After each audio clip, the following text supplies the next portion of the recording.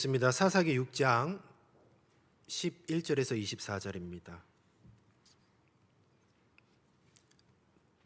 사사기 6장 11절에서 24절.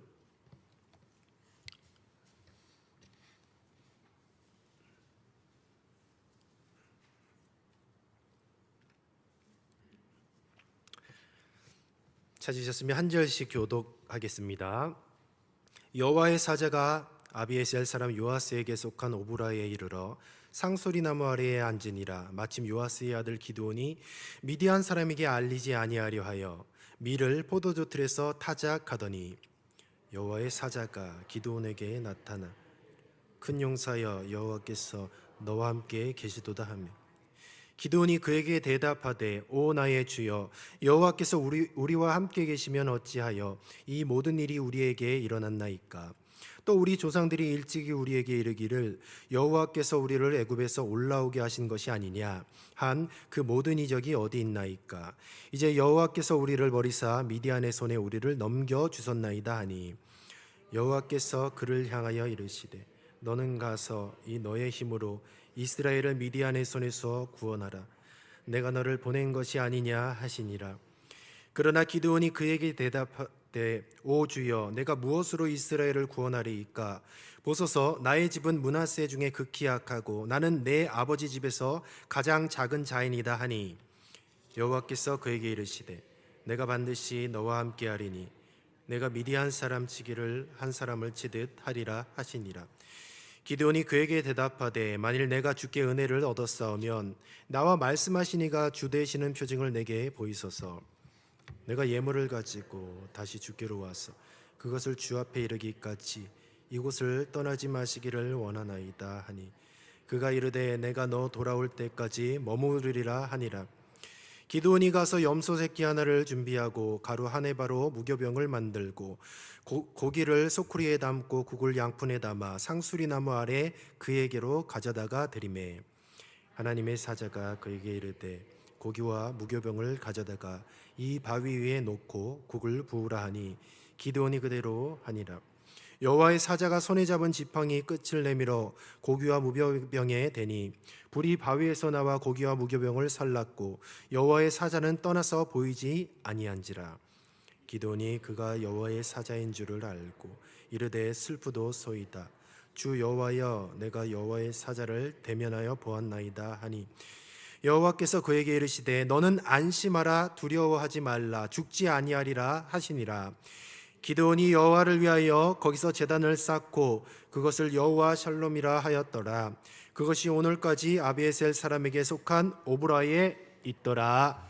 아멘.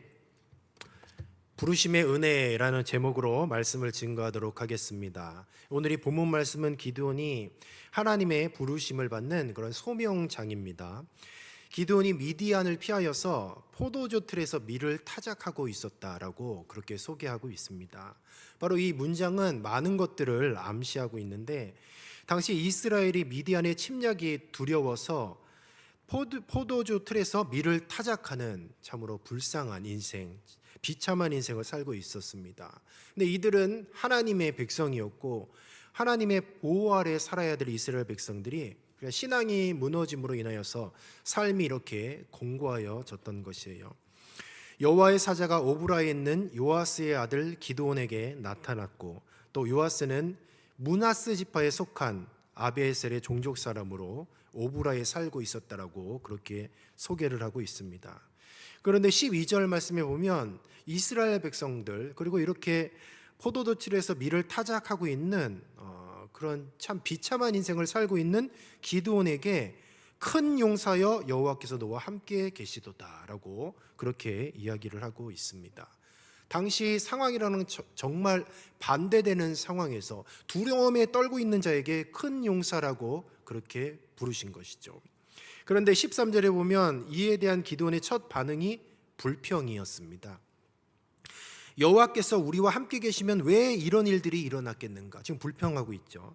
조상들은 여호와께서 애굽에서 건져냈다고 말하던데 그런 이적이 지금 어디에서 일어나고 있는가? 그러니까 기드온은 두 가지를 딱 불평했어요. 첫 번째는 여호와가 우리를 버리셨다. 그리고 두 번째는 여호와가 우리를 미디안 족속에 하나님께 넘기셨다라고 크게 이 두 가지를 불평하고 있습니다. 그런데 가만히 들어보면 지금 이렇게 처해 있는 비참한 상황이 처음에 불평으로 시작하지만 그것이 하나님에게 이 위기에 대해서 책임으로 넘겨버리는 거예요. 그러니까 불평으로 시작해서 결국은 책임을 넘기는 것이죠. 우리가 인생을 살다가 어려움에 처할 때가 있죠. 처음엔 불평으로 시작을 해요. 그리고 나아가서는 하나님 책임이라고 얘기를 하는 겁니다. 하나님 책임이라고. 우리 각자의 신앙의 모습을 돌아보지 않고 회개하지 않고 당시 처해져 있는 상황에 원망하고 불평하는 거죠. 그리고 그 끝은 하나님 때문입니다. 내가 이렇게 신앙생활 오래 했는데 내 삶이 나아지는 것 하나 없고 처해져 있는 이 현실은 이렇게 막혀 있는 것 같고 이거 어떻게 된 것입니까? 하면서 나중에는 하나님께 책임을 떠넘기는 것이죠. 지금 기드온이 그런 모습을 보이고 있습니다. 그런데 꾸짖지 아니하시고 14절 15절에 보니까 여호와께서 기드온을 가라라고 다시 이렇게 명령을 하셔요. 기드온은 이스라엘을 미디안의 손에서 구원할 것이다 라고 하면서 그렇게 주님께서 명령을 하십니다.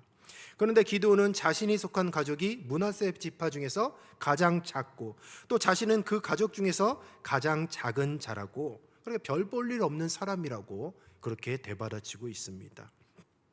그래서 기드온은 이런 하나님을 믿지 못하고 또 신뢰하지 못하여서 17절부터 21절까지 표징을 구하고 있습니다. 그래서 그 표징에 대하여서 설명을 하고 있어요. 기드온은 자신을 부르신 그 분께서 그 존재가 여호와이심을 확신하기 위한 표징을 요구를 해요. 그래서 이제 여호와의 사자에게 잠시 기다려달라고 요청을 하고 예물을 준비해서 돌아옵니다. 그래서 염소 새끼와 무교병을 준비하여서 사자에게로 가져옵니다. 사자는 그러니까 이 준비했던 것들을 돌 위에 놓고 여호와의 불이 예물을 태우게 하는 것이죠.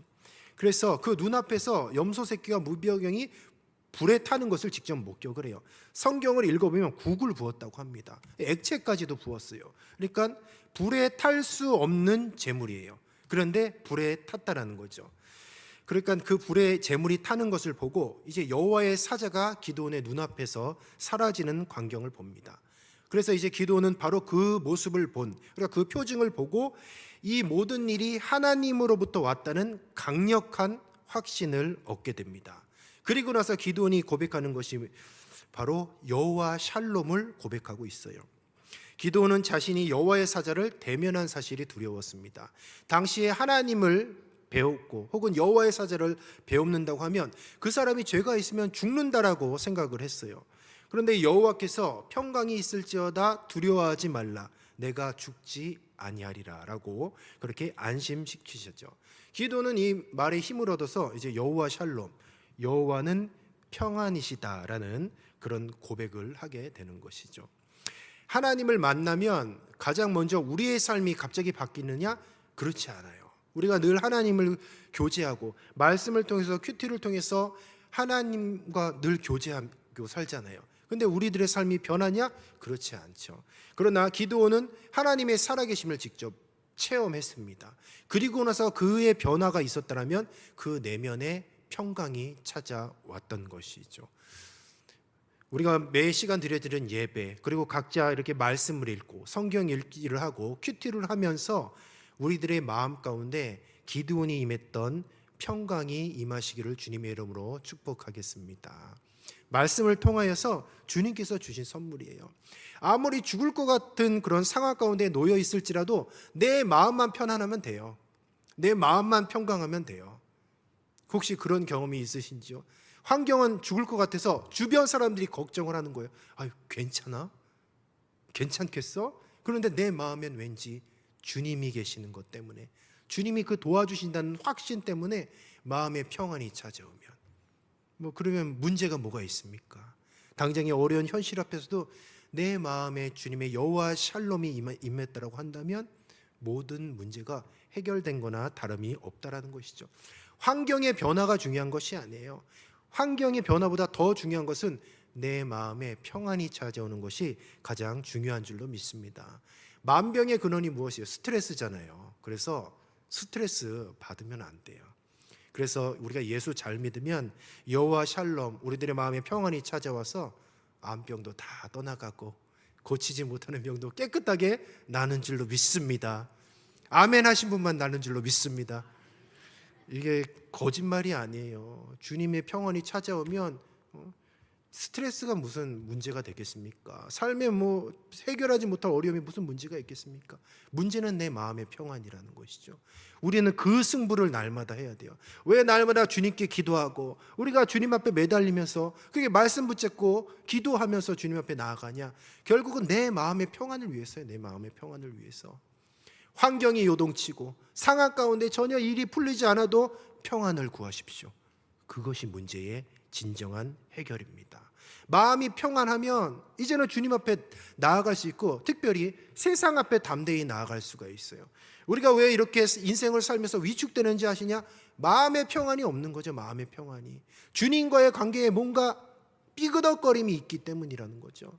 그래서 우리는 다른 것을 구하기 이전에, 문제 해결을 구하기 이전에 진정한 문제 해결은 마음의 평안이라는 것이죠. 그래서 날마다 주님의 말씀을 붙잡으며 마음의 평안이 있기를 기도해야 할 줄로 믿습니다. PPT 하나를 우리 보도록 하겠습니다.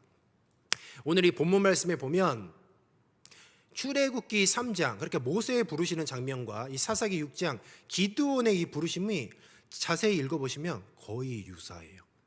이 얘기가 뭐냐면 기드온, 성령의 감동으로 사사기를 기록했던 기자라고 부르죠. 이 기자는 출애굽기의 모세의 소명장을 알았던 것이고 의도적으로 이 출애굽기 3장과 맞춰서 썼던 것이죠. 의도가 있다는 거죠. 보시면 제 기준으로 왼쪽이 출애굽기 3장이고 우측이 사사기 6장이잖아요. 그래서 색깔을 좀 다르게 해서 이제는 비슷한 것을 한번 이렇게 나열을 해보았습니다. 출애굽기 보시면 내가 너를 보내요 10절이죠. 근데 사사기 보시죠. 내가 너를 보내지 않았느냐. 또 내가 누구간데 이스라엘 자손을 애굽에서 인도하여 내리까 라고 했다면 옆에 이제 사사기에서 기드온을 부르시는 장면은 내가 무엇으로 나의 집은 므낫세 중에 극히 약하고 나는 내 아비 집에서 제일 작은 자이니까 굉장히 비슷하잖아요. 또 12절에 보면 내가 너와 함께 있으리라. 내가 반드시 너와 함께 하리니 이것을 내게 너를 보낸 증거니라. 표징을 내게 행하소서. 뭐 이런 식으로 해서 아주 의도적으로 출애굽기 3장에 모세를 부르신 장면과 그리고 기드온을 부르신 장면을 일부러 유사하게 적었어요. 이 얘기를 뭐냐? 일단 모세는 준비된 자였죠. 왜 모세가 준비된 자였냐? 하나님께 쓰임 받기 전에 바로 애굽에서 40년 그리고 광야에서 40년 동안 목양 훈련을 철저하게 받은 사람입니다. 그래서 광야에서 이스라엘 백성을 이끄는 그 40년에 귀하게 쓰임을 받았어요. 120년의 인생에서 80년 동안을 준비를 철저하게 리더자의 훈련을 받았던 사람입니다. 모세는 준비된 사람이었고 하나님이 소명하시기 전에 모세를 이제는 들어쓰시기 전부터 하나님은 그를 준비시켰다는 거죠. 근데 이 기사를 의도적으로 모세 기사를 통해서 기드온에 부르신 것을 이렇게 적었다고 한다면 바로 이 성경의 기자는 무엇을 얘기하고 싶은가? 바로 기드온도 준비된 사람이었다는 거예요. 기드온은 그런데 자신의 생각과 달리 인간적인 면에서 많은 것들이 준비된 사람이었습니다. 본인은 그냥 약하고 나약하다고 생각을 했던 거죠. 그런데 14절에 보시면 너는 너의 힘을 의지하고 가서라고 이렇게 말씀을 하고 있습니다. 기드온에게 힘이 있다라는 거예요. 하나님께서 기드온을 보내는데 기드온 너는 너의 힘을 의지하고 가라고 얘기하는 거죠. 그러니까 기드온 자체에 재능이 있고 능력이 있다는 것이죠. 의도적으로 모세의 소명기사에 나오는 이제 용어와 어구를 사용해서 기드온이 모든 것이 준비된 자로 그렇게 소개를 하고 있어요. 말씀을 쭉 읽어보시면 기드온이 굉장히 부유한 사람이었습니다. 여호와의 명령이 주어져서 그래서 아주 늦은 밤에 즉시 그러니까 주님께 맡겨주신 일을 수행하기 위해서 부하들을 데리고 갔어요. 27절에 보시면 바알의 단을 허물 때에 한밤중에 10명의 하인을 데리고 간 그런 사건이 나오고 있습니다. 그래 그의 아버지는 산당을 소유할 정도로 부자였고 마을의 유지였어요. 그리고 13절과 14절에 보면 하나님의 사자와 이 대화한다라는 것은 대단한 담력이 없으면 할 수가 없어요. 여호와의 사자를 봤으면 그냥 납작 엎드려서 부들부들 떨 수밖에 없는데 기드온은 맞받아치면서 그래도 담대하게 대화를 이끌었던 사람입니다. 또 쭉 보시면 8장에 가서 보시면 기드온 자신의 개인적인 복수를 위해서 군사를 이끌어서 요단강을 건너서 어떤 일을 처리하는 결단력도 보여지게 돼요. 그런데 기드온은 인간적인 열등감에 사로잡혔던 자였어요. 준비는 됐으나, 그러니까 기드온에 한 가지 부족한 것이 있었다면 바로 하나님의 관점에서, 하나님의 렌즈로 자기 자신을 바라봐야 되는데 자기 스스로의 눈으로, 자기 스스로의 시각으로 내 자신을 바라봤던 것이죠. 여호와의 사자가 그러니까 전한 그 소명의 첫 번째 반응이 불평이었고 거절이었잖아요. 그래서 자신이 장점이 있음에도 불구하고 단점만 보고 그것을 부각시키고 나는 안 돼, 나는 할 수 없어 라고 그렇게 연약한 말들만 했던 것이죠. 그러니까 기드온이 생각하는 나와 하나님이 생각하는 기드온이 달랐던 거예요. 동일한 인물인데 오늘날도 마찬가지죠. 대부분의 수많은 성도들이, 하나님을 믿는 수많은 성도들이 내가 나를 생각하는데 나를 너무 하대를 해요. 나는 아무것도 할 수 없어, 나는 연약해, 나는 부족해. 그래서 우리가 연말이 다가오고 이제는 새해가 되었을 때 이제 새로운 직분을 주고 새로운 사명을 주님께서 맡겨주시면 우리는 모세와 기드온처럼 똑같이 얘기해요. 나는 작은 자입니다. 나는 할 수 없습니다. 나는 감당할 수 없습니다. 스스로 그런 열등감을 가지고 못한다라고 바라보는 것이죠. 그런데 우리의 시선을 이제는 우리의 시선을 내 시선으로 내 자신을 바라볼 것이 아니라 우리는 지금 필요한 것이 무엇이냐? 하나님의 관점으로, 하나님의 시선으로 나를 바라봐야 한다는 것이죠. 내 스스로 나를 바라보지 마시고요, 하나님의 관점에서 나를 한번 바라보십시오. 과연 어떠한 마음일까요?